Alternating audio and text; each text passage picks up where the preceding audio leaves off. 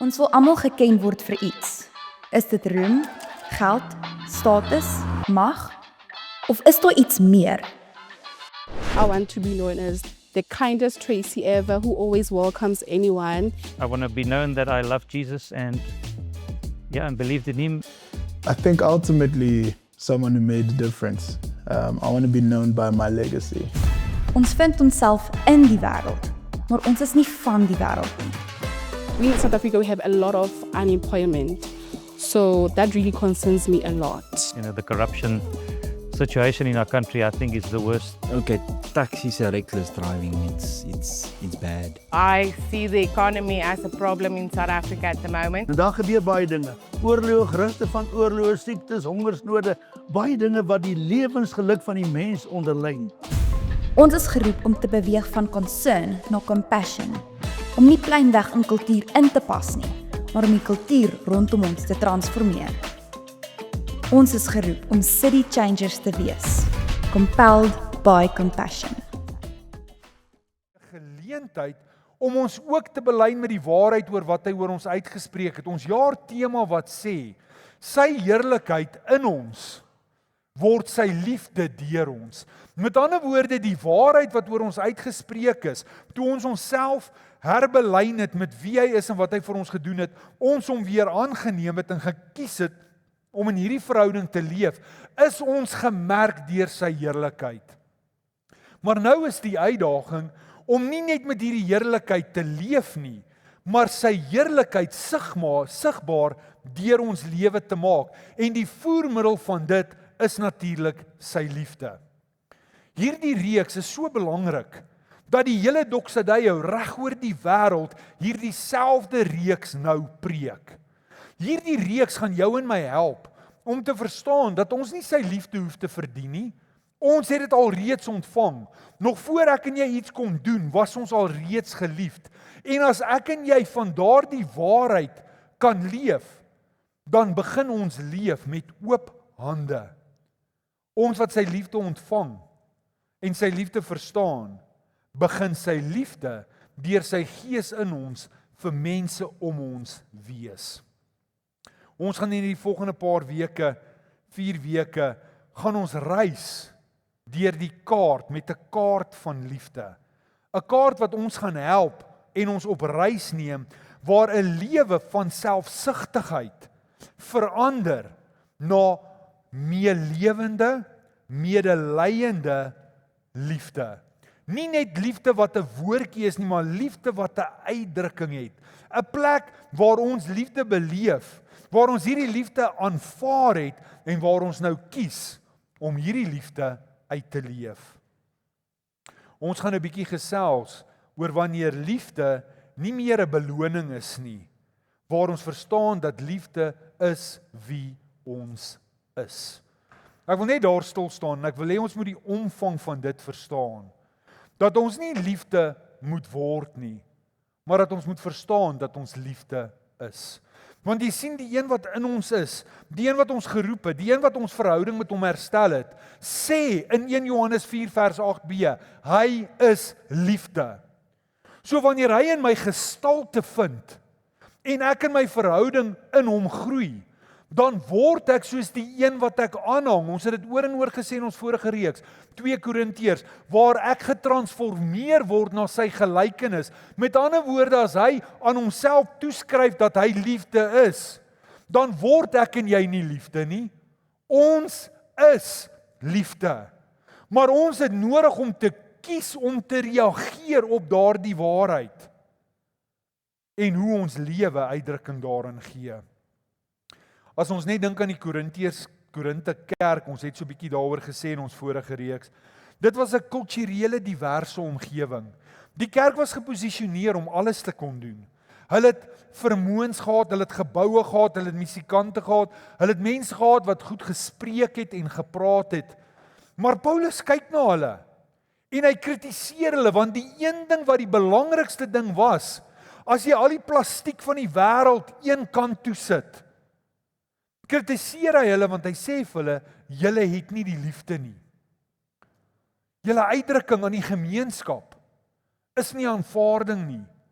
Julle bring nie hoop nie, julle bring nie verandering nie. Julle bring nie my karakter na mense toe nie. En jy weet, toe ek dit lees, toe sê ek vir myself, Here, help ons as familie, dat ons nooit alles in plek het nie. En daardeur sê ek nie, ons moet dinge nie in plek hê nie. Maar mag ons nie al die frilletjies van die wêreld hê. Die regte klank, die regte musikante, die regte kledingstukke, die regte geboue, die regte tuine, al die regte dinge hê, maar u kyk na ons en u sê, waar is die liefde?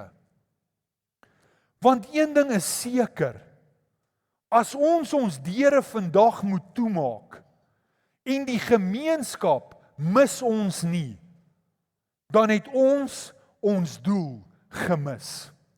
Want as ons nie meer hier is nie, moet die gemeenskap slegter afwees vanweë die uitdrukking van liefde, hoop, aanvaarding, die pyn wat herstel word, omdat mense soos ek en jy 'n familie gekies het, om nie net die merk van sy heerlikheid te dra nie, maar sy liefde sigbaar deur ons te laat leef. En 2 Korintiërs 1 vers 3 tot 4 kom en sê, geseënd is die God en die Vader van ons Here Jesus Christus, die Vader van ontferming en die God van vertroosting, wat in ons troos in al ons verdrukking, sodat ons die wat in allerhande verdrukking is, kan troos deur die vertroosting waarmee ons self deur God vertroos word. So wat kom hierdie skrif en sê? Hy lê die basis neer van ons hele lewe. Ek en jy, wat hom aangeneem het, is vertroos deur hom. Is omarm deur hom. Is ontferm deur hom. Hy het gekom en medelee met jou en my kom toon, in die omstandigheid waar ons is, sodat ek en jy 'n lekker partytjie kan hou by die huis en kan sê, die Here het homself oor my ontferm. Dis hoekom hy hom ontferm het oor ons. Klink daai teologie reg? Nee. Die skrif sê, hy het homself oor jou en my ontferm, sodat ons hierdie ontferming wat ons nou ontvang het, kan weergee, en mense om ons, wat ontferming en vertroosting nodig het, kan gee. Want jy sien, hier is die realiteit, hoe kan ek en jy ooit met gesag praat oor vergifnis, as ons nog nooit vergewe het nie? Hoe kan ek en jy praat oor ontferming, as ek nooit ontferming beleef het nie? Hoe kan ek praat oor 'n drukkie, as ek nog nooit 'n drukkie beleef het nie? Soms gebeur dinge in ons lewensreis. My storie, jou storie, die volgende persoon se storie lees heeltemal anders. Maar die Here laat sekere dinge op ons pad of dinge gebeur in die lewe sodat ons storie, mense wat 'n gelyke storie het, se lewe geïmpakteer kan word. So my storie is uniek. Jou storie is uniek, maar die uitdrukking van daardie storie moet mense begelei waar hulle vertroosting beleef, waar hulle ontferming beleef, waar hulle medelee beleef, waar hulle herstel beleef in hulle verhouding met die Here. En jy en ek word die voorkeurmiddel van God se plan. Niemand anders nie, ek en jy. En ek en jy het nodig om te kies om beskikbaar te wees in dit wat hy wil doen. Want liefde transformeer lewens. Soos jy en ek getransformeer is, so word ek en jy die middel van transformasie in mense se lewens om ons. En as jy mooi luister na wat ek sê vanmôre, sal jy herken wat ek sê in ons mandaat. Wat is ons mandaat? Ons begelei mense om die Here te leer ken. Knowing God. En wanneer ons 'n verhouding met die Here het en ons hom leer ken en sy karakter in my begin gestalte vind, word ek lief vir die dinge waarvoor hy lief is. Ek onthou toe ek net Soenay ontmoet het en ons gaan eet uit en ek bestel 'n sekere voorgereg, het sy naar geword van daai voorgereg. Maar nou 25 jaar later in ons getroude lewe, As ons gaan uit eet, bestel sy 2 van daai voorgeregte as haar maaltyd. Dit wat sy niks van gehou het nie. Hoekom? Want in 25 jaar het ek al afgeskaaf van haar. Het ek haar al 'n bietjie begin verander. Sy het my ook al in 'n klomp areas verander. Because you become who you behold. So ek word soos hy. En ek transformeer soos hy. Knowing God. Loving people. Maar ons sê dit oor en oor. Ek kan oor en oor vir julle vanmôre sê, ag ek is lief vir julle. Ek is lief vir julle. Maar dan gaan jy deur 'n krisis en jy bel my en ek's net nie beskikbaar nie. Of ek sê vir my vrou ek is lief vir haar. Maar as ons by die huis is, dan skop ek haar. Ek slaan haar nie want my hande kan seer kry, ek skop haar eerder. Liefde het 'n aksie. Liefde het 'n uitdrukking. En baie keer voel ons nie noodwendig die liefde nie, maar ons moet kies om liefde te toon. Ons het nodig om liefde 'n aksie te gee. Jy weet wanneer ek na hierdie skrif en ek dink oor hierdie goed, dan dink ek, Jesus Here, hoeveel keer het ek liefdeloos teenoor mense opgetree? Dat ek eintlik dink in my kop, hulle is waar hulle is, want dis hulle eie keuse. Hulle verdien om daar te wees. As ons met onsself eerlik is, hoeveel keer het ons al gedink, mense wat uitreik en op die straathoeke staan en ons dink by onsself, maar jy wil nie werk nie. Jy moet maar daar staan want jy wil nie werk nie. Terwyl ek geen konteks het van sy lewensstorie nie. En ek praat nou van myself vanmôre, ek het dit gedink. Ek het geen konteks van sy storie nie. Ek voel nie die liefde nie. Dan kom die Here vanmôre aan jou en my en hy sê, ek gee nie om of jy dit voel of nie. Ek vra dat jy reageer, want ek het jou al reeds alles gegee wat nodig is. En hier's die realiteit, ons as mense, ons is gewoontehandelaars. Hoe meer ek en jy kies om 'n ding te doen, hoe meer word dit natuurlike gedrag.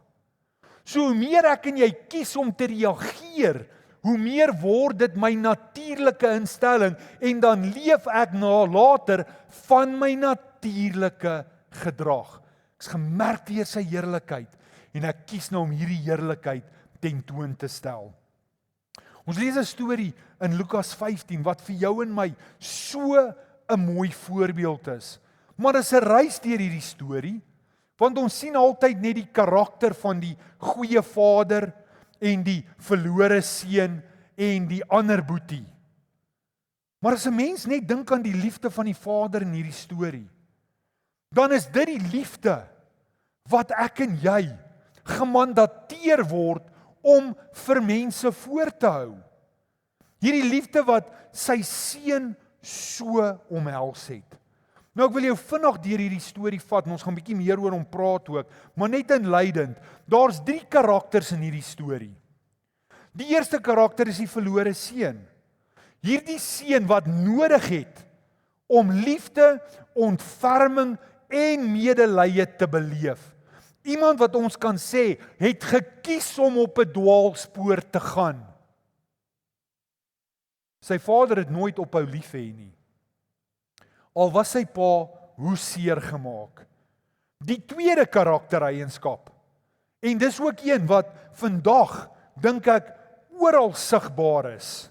Die oudste seun kan nie medelee of liefde toon nie, want hy voel geregverdig in hoe hy voel. My broer het gekies om te gaan.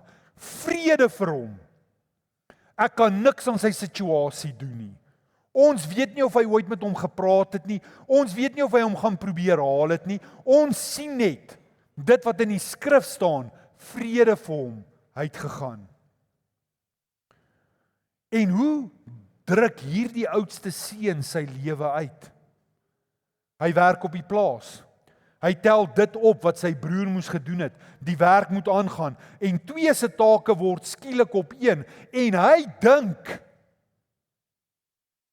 hy's geregverdig omdat hy werk. En ons sien dit toe die seun uiteindelik terugkom, die verlore seun. Toe kom die oudste een en hy sê vir hom, maar pa, ek het myself afgesloof. Ek het alles gedoen op hierdie plaas en daar's nie eers vir my 'n lammetjie om saam met my vriende te vier nie. Jy sien, hy het gewerk vir sy pa se liefde, maar hy het nie sy identiteit verstaan, dat alles wat op hierdie plaas is, alreeds syne is, en dat hy eintlik nie hoef te vra vir 'n lammetjie om te slag en te eet saam met sy vriende nie, want alles wat op die plaas is syne, maar hy het van 'n verwysing geleef, hy moet dit verdien. En dan sien ons die Vader, die een wat onvoorwaardelik liefhet, wat die voorbeeld is van hoe ek en jy moet leef. Jy sien, ware liefde, ware ontferming en medelee is gewortel in die karakter en hart van die Here. Maar saam met dit, dis deel van sy identiteit en dis deel van jou en my identiteit. En ons word uitgedaag om vir 'n oomblik weg te kyk van onsself af en ander in berekening te bring. Jy weet, ons almal ken mense wat so belangrik is, wat amper dink wanneer hulle gaan sit, sakkie son. Maar dis eintlik die duiwel met 'n torch wat op 'n strategiese plek uitstraal. Wanneer het ons so belangrik geword dat dit net gaan oor onsself? Die lewe druk ons in die drukkoker, waar die lewe vir ons sê, jy moet net probeer dit maak. En jy moet net eers seker maak dat jy okay is. En as daar iets oor is, as daar 'n bietjie tyd oor is, as daar 'n bietjie van dit is, dan kan jy. Maar dis die teenoorgestelde in die skrif. Die skrif sê, jy moet jou naaste lief hê soos jouself. Hy sê nie, jy moet voel oor jou naaste soos jy oor jouself voel nie. Daar word 'n opdrag gegee, jy moet jou naaste lief hê soos jouself. En hierdie opdrag, liefde is nie 'n gevoel nie, dis 'n werkwoord, dis 'n uitdrukking. Dan dink ons baie keer by onsself, weet hulle hoe hard werk ek? Dan vra hulle my op 'n Saterdagoggend om hier op Street Store mense te begelei en klere aan te trek. Weet hulle hoe lyk my week? Hoe kan hulle my, en ek gebruik nou maar net 'n voorbeeld, dis ander kerke, dis nie ons kerk nie. Hoe durf hulle? Ken hulle my omstandigheid? Die vraag is, hoe durf ons nie? Hoe durf ons nie? Hoe durf ons nie dit wat hy vir jou en my gedoen het aan mense om ons tentoon te stel? Wanneer het ons die middelpunt geword van hierdie wêreld se storie? Ons storie is net geskryf sodat hy deur jou en my ons gemeenskap kan verander. Die wêreld leer ons om 'n lewe te leef van selfgesentreerdheid. Julle het my dit al hoor sê, maar ek wil dit weer sê. Die eerste keer toe ek 'n pak klere gekoop het, het hulle die beenspyp gemeet en hulle het hom in die winkel gelos en 3 dae later kon ons die broek gaan optel. Dan het jy 'n turnover gemaak of hoe ook al jy hom wou gehad het, nê. Vandag as ek 'n broek wil hê, ry ek hier uit en ek ry Woolworths toe en ek koop 'n 34-79 cm lengte. Of jy wat langer as ek is, koop 'n 84 of 'n 89. Hulle het die keuse van na iemand toe gaan om hom vir jou reg te maak, sommer vir jou weggeneem. Hoekom? Want ek soek hom soos ek hom soek, wanneer ek hom soek, nou. Ek staan nou die dag in 'n ry by 'n plek en 'n ou soek 'n broek. En hy vra vir die broek en hy sê vir hulle, dis ondenkbaar dat julle nie hierdie broek kan hê nie. En hierdie arme bestuurder probeer verduidelik hoekom hulle nie broeke nie. Hy sê, ek wil nie 'n storie hoor nie, ek soek nou so 'n broek. Daai arme ou het nie vir hom antwoorde nie. Maar terwyl ek preek, kan ons ook vanmôre checker 6060 vinnig gou kontak en as ek by die huis kom na die preek, is alles klaar afgelewer. Dan hoef ek nou nie in 'n ry te gaan staan in die winkel en my gemoed op laat bou, omdat daar net 2 tellers is en daar's 'n ry van 24 mense nie. Want dit gaan oor hoe ek dit wil hê, soos ek dit wil hê, wanneer ek dit wil hê. Nou die dag sê iemand, terwyl ons besig is om 'n ontbyt te bestel, nou ek is dalk 'n bietjie puntenerig oor hoe ek hou van my kos, maar ek hou van dit so. Nou bestel ek, nou sê ek, kan ek asseblief 'n ontbyt kry, harde eiers, my bacon moet crispy wees. En as jy vir my roosterbrood gee, moet hy al 2 kante gerooster wees. Op stadium draai die persoon om my toe, want ek bestel ook my koffie, as ek hom bestel, ek bestel altyd 'n latte, maar die espresso moet langsom wees, dat ek self die sterkte van die koffie. Hy kyk my so, hy sê, heerlikheid, maar jy's vol nonsens. Ek jammer, ek weet van hoe ek van dinge hou. Ek dink nie is heeltemal so selfgesentreerd nie, maar julle hoor wat ek vanmôre sê. Ons is baie keer selfsugtig in ons uitdrukking van liefde, want ons lewe van 'n skaarste mentaliteit. Wat van as ek my tyd gee en daar is nie genoeg tyd vir myself nie? Wat van as ek my talente gee en ek kan nie die talente tot my voordeel gebruik nie? Wat daarvan as ek van my finansies gee en my begroting klop nie? Wat daarvan? Dan lewe ons uit hierdie vrees uit, net soos die oudste seun. Hy wou eintlik nie hê sy broer moet terugkom nie. Want wat doen 'n vader? Onthou nou, hierdie seun het nie net testament gevat nie. Hy het eintlik gesê, ek soek nie verhouding met my pa nie. En daai verwerping wat die pa in daai oomblik beleef het, kon hom een van 2 goed laat doen het. Hy kon sy seun afskryf, of soos hy gekies het, hy kon wag op die stoep. En wat gebeur toe hy terugkeer? Die skrif sê, julle kan dit saam met my lees, in Lukas 15, die pa het 'n oop hand. Die pa het hierdie hand wat sê, in Lukas 15, hy het opgestaan, toe die seun tot sy sinne kom, en na sy vader gaan. En toe hy nog ver was, het sy vader hom gesien, en hom innig jammer vir hom gevoel, en gehardloop, en hom omhels, en hy het hom hartlik gesoen. Nou, wanneer ek dink aan hierdie hartlik, ek het 'n tannie hulle gehad, wat op Devon geboer het. En hierdie tannie van my het anders haar drankie geniet as baie mense. Nou, baie mense drink whisky en water of soda, en brandewyn en coke. Sy het brandewyn en water gedrink.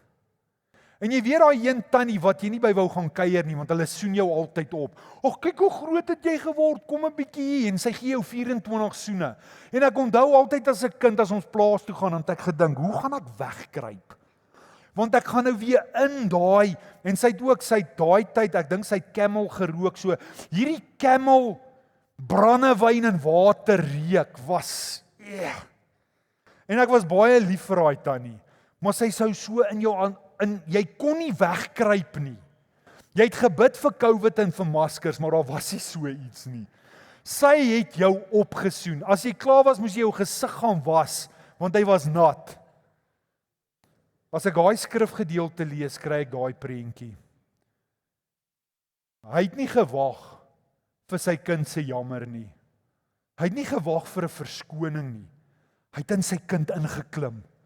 En hy het hom gesoen, en hy het hom gedruk, en hy het hom vasgehou, en hy het vir hom gesê, jy's myne, jy's terug, ek is so bly, jy kom herstel hierdie verhouding. En uit sy skaamheid, probeer hy vir sy pa sê, maar ek het teruggekom as 'n slaaf. Sy pa sê, jy kan nie 'n slaaf wees nie, jy's 'n kind. Die implikasie daarvan was, alles wat hy vermors het, is verby, maar alles wat oor is weer deel van sy testament.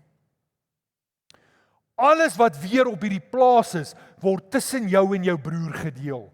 Maar omdat die boetie die verkeerde gesindheid gehad het, sou hy kon gedink het. So hy klaar sy nonsens verbeur, nou kry hy helfte van wat myne moet wees. Jy sien, dis 'n verwysing. van of selfsugtig, of ontferming, medelee en liefde. Jy sien, ons is nie geroep om 'n dam te wees nie. Wat gebeur met 'n dam wat nie 'n invloei of 'n uitvloei het nie? Daai water word siek en later word daai water dood. Maar ons is geroep om 'n besproeiingsstelsel te wees waaruit sy liefde, sy aanvaarding vloei. Ek onthou in Pietersburg, so een tyd sit ek ek sien my boorgat kom nie aan nie. Hy was op so stelsel. En ek gaan kyk, want as die stelsel nie reg werk nie, kan jou pype bars. En ek gaan sit toe die rekenaartjie af en ek sit hom aan, daar kom die water uit nie, dan sit ek hom af. Sê ek sal kyk, dan los ek dit. Gaan so 'n week verby, dan sit ek hom aan, gebeur daar niks nie. En ek sit hom nie lank genoeg aan dat die pype nou kan uitsit en bars nie. En na so 'n maand of 2 besluit ek moet nou iets doen. En ek grou toe die pype oop en ek het so groot boom gehad op my sypaadjie en die wortels het gegroei oor die pyp en hy het die pyp toegedruk. En met die aan en afsit het die pype toe nou vol geword met water, maar daai water het nie 'n uitvloei gehad nie. Lang storie kort, daai water in pype was so vrot van daai situasie dat ek groot dele van dit moes vervang. Want die doel van die pype was nie om water te hou nie, maar om water deur te stuur en te filtreer sodat die tuin kon groei. Ek en jy het nie hierdie liefde ontvang om in 'n emmer te sit vir ons lekker partytjie nie.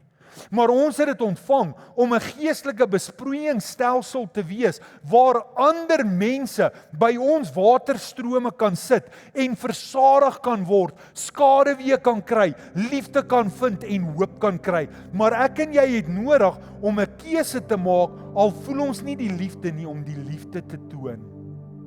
Die Vader het jou en my geroep om soos hy te wees. Ware liefde is gewortel in wie hy is. Dis gewortel in wie ek en jy is.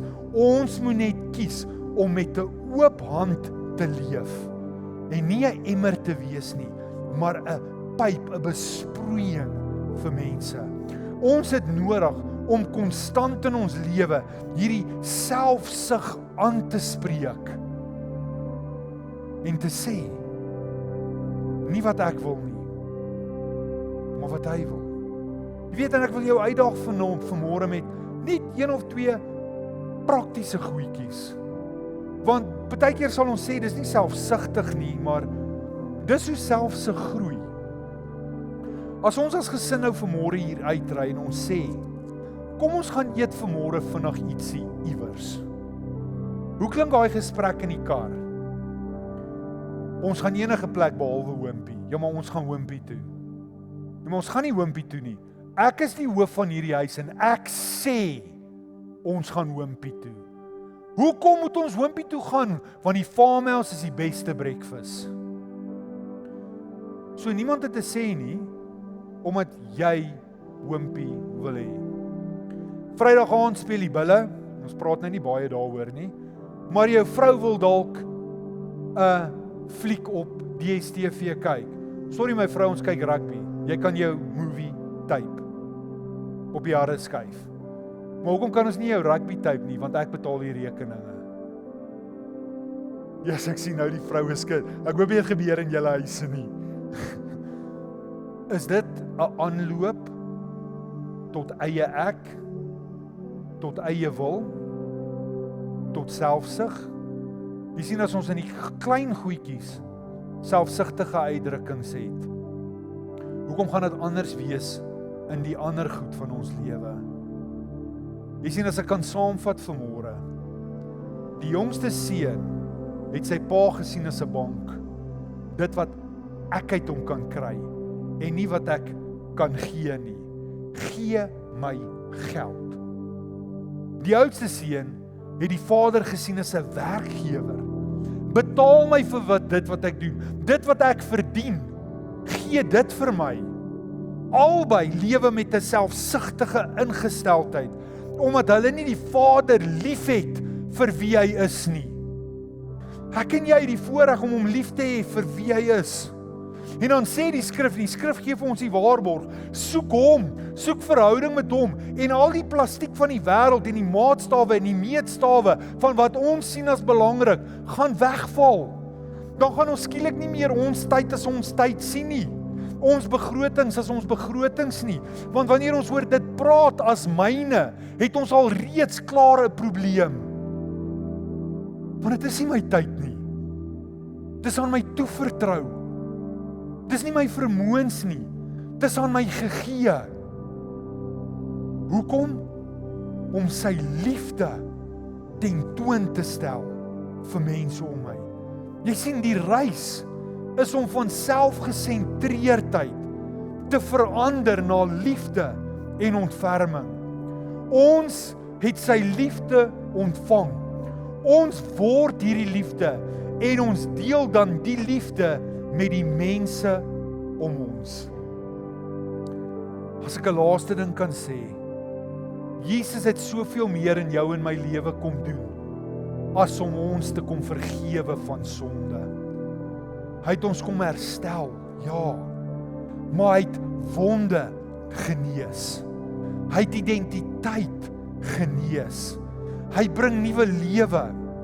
Ons word nie verander deur ander mense se opinies of druk wat op ons gesit het nie, maar ons is verander deur sy nabyheid. Ons word verander na sy gelykenis deur die Heilige Gees en sy liefde. Van pyn en seer, van lyding na herstel en aanvaarding. En ons lewensstorie, ons genesing word nou genade vir mense om ons. Ons pyn, dit wat ons deurgaan, die storms in ons lewe, het skielik rigting en duidelikheid en doel. Want die Here kom en hy gebruik en hy omarm daai pyn, sodat dit mense om ons se lewens kan transformeer. Jou en my storie word iemand anders se oorlewingsgids. En ek wil jou nooi vir 'n oomblik om saam met my net jou oë te sluit. En ek wil dit tweeledig vanmôre wil ek ons uitdaag. Eerstens wil ek jou uitdaag om te herken vanmôre. Dankie dat ek en jy deel geraak het aan sy liefde. Ek wil hê net daar waar jy is, terwyl elke persoon se oë gesluit het, sê vanmôre vir die Here dankie dat jy deel geraak het aan sy liefdesoffer. Net vir 'n oomblik dit te bely. Dankie Here dat ek 'n produk is van die liefdesoffer. Dankie dat ek die liefde kan beleef en die liefde kan ken. Maar nou wil ek die tweede uitdaging maak. Wil ek hê ons moet nou bely dat ek nie net hierdie liefde ontvang het vir myself nie, maar dat ek vanmôre erken ek het 'n verantwoordelikheid om hierdie liefde te leef. En ek wil net hê jy moet dit nou sê. Here, ek verstaan hierdie liefde wat ek ontvang het en deelagtig geraak het.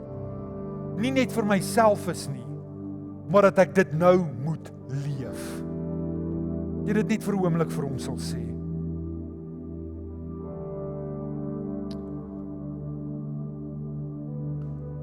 En dan wil ek jou nou uitdaag, voor ek vir ons gaan saamvat in 'n gebed, dat jy nou vir die Here sal vra, dat hy jou die moed sal gee, om te kies, om uitdrukking aan liefde te gee.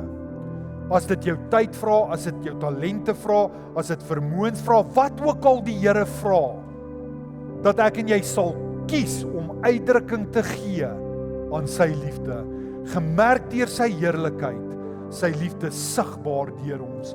Net vir 'n oomblik dat jy dit sal bely en dit sal sê. Dankie Here. Dankie Here. Here, as 'n familie vanmôre kom erken ons en sê dankie dat ons deel geraak het van die liefdesuitdrukking. Die kruis wat ons herstel het, u opstanding wat ons identiteit bevestig het, u uitspraak wat sê, dis my kinders in wie ek welbehaag het. Dankie dat ons deel kan hê aan hierdie onvoorwaardelike liefde. Maar vanmôre verstaan ons, Here, dat ons nie geroep is om hierdie liefde in 'n emmer te hou vir onsself nie en net te verseker dat dit goed gaan met ons nie. Nee, geestelik is ons geroep om 'n besproeiingsstelsel te word vir almal om ons, sodat hulle hierdie liefde kan sien, kan beleef en herstel kan ontvang. Help ons, soos ons nou bely het, om die selfsug, die fokus van onsself af weg te neem en toe te laat dat U skyn in en deur ons lewens. Dat die fokus van ons behoeftes, ons belang, wat vir ons belangrik is, sal skuif na wat vir U belangrik is. En dat ons gemeenskap in ons wêreld deur U oë en deur U hart sal sien.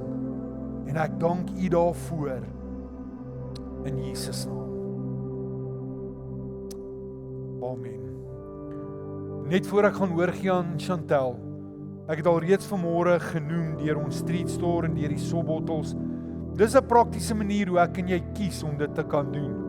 Ek weet Chantel sou iets daaroor gesê het, maar ek voel ek wil dit nou gou sê. Ons het elke maand kom die bloedbank hiernatoe. En hulle kom en ons het die geleentheid om bloed te kom gee. Jy weet, en ons het net nou die dag met hulle gepraat oor die tent en dit wat hulle opslaan. Weet julle dat elke keer wat hulle hiernatoe kom, hulle 'n tent moet huur ten duurste? Dis nie eers hulle tent nie.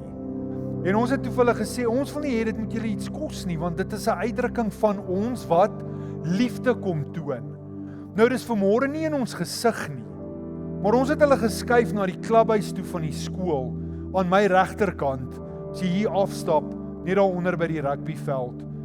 Dis so 'n eenvoudige manier, waar ek en jy op 'n praktiese wyse nooit sal weet wie se lewe dit red nie. Maar daai sakkie bloed red lewens. En ek onthou eendag, sê iemand vir my, hy het ophou bloed skenk. Sê ek, hoekom? Toe sê hy, want dit het altyd so gewerk, as jy 'n bloedskenker is, en jy het eendag bloed nodig in die hospitaal, dan kry jy jou bloed gratis. Hulle het dit nou verander, so ek gaan nie meer bloed skenk nie. Toe sê ek vir hom, kan daai een sakkie bloed jou so ver omver gooi, dat jy net die geld sien, wat dit jou dalk gaan kos. Kan ek jou vra, vanmôre is hulle weer hier, as jy kan, ek weet nie almal kan nie, weet party mense het, maar as jy kan, om net daai 15 minute af te staan en bloed te gaan skenk, en so op 'n praktiese wyse jou liefde te toon vir die gemeenskap, vir ons land en hoe ver daai bloed ook gaan. En ek sê vir julle by voorbaat baie dankie. Dankie Chantel.